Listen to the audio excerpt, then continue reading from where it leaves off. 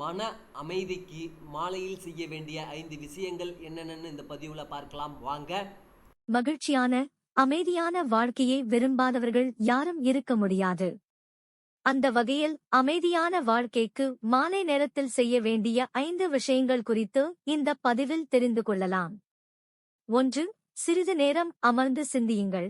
தினமும் மாலையில் 10 நிமிடங்கள் அமைதியாக உட்கார்ந்து அன்றைய நாளில் செய்த செயல்களைப் பொறுத்து அந்த நாள் எப்படி சென்றது, மற்றவர்களிடமிருந்து என்ன கற்றுக்கொண்டோம், என்ன தவறு செய்தோம் போன்றவற்றை அமைதியான மனநிலையுடன் உட்கார்ந்து சுய பரிசோதனை செய்வது நம்முடைய குறைகளையும் பலத்தையும் வெளிப்படுத்தும் விதமாக அமையும் என்பதால் மாலையில் தினமும் சிறிது நேரம் அமர்ந்து சிந்திக்க வேண்டும்.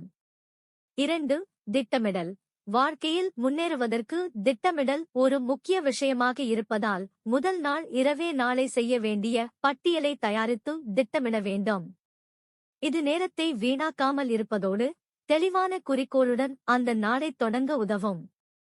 மேலும் இந்த பழக்கம் வேலையில் தரம் மற்றும் உற்பத்தித்திறன் இரண்டையும் அதிகரிக்கும் என்பதால் திட்டத்தை திட்டமிட்டுக் கொள்ள வேண்டும். 3.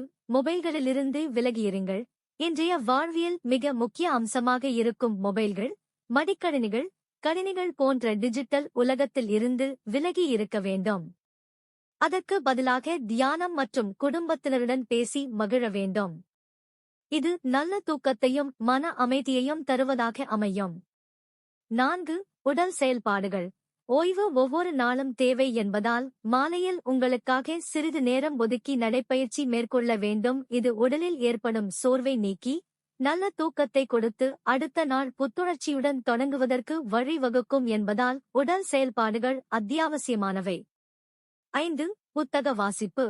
புத்தக வாசிப்பு மனதை அமைதிப்படுத்துவதற்கு சிறந்த வழியாகும்.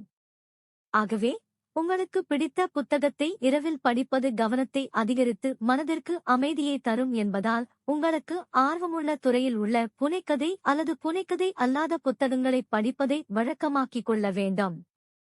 மேற்கூறிய 5 பழக்கங்களும் மனதிற்கு அமைதியை கொடுத்து மகிழ்ச்சியை உண்டாக்கும் என்பதால் தவறாமல் இவற்றை கடைபிடிப்பதை கடமையாக கொள்ள வேண்டும். இந்த வீடியோ உங்களுக்கு பிடிச்சிருந்தா லைக் பண்ணுங்க, யாருக்கு பயன்படும் நினைக்கிறீங்களோ அவங்களுக்கு ஷேர் பண்ணுங்க. Thanks for watching this video. Please subscribe our channel. Thank you.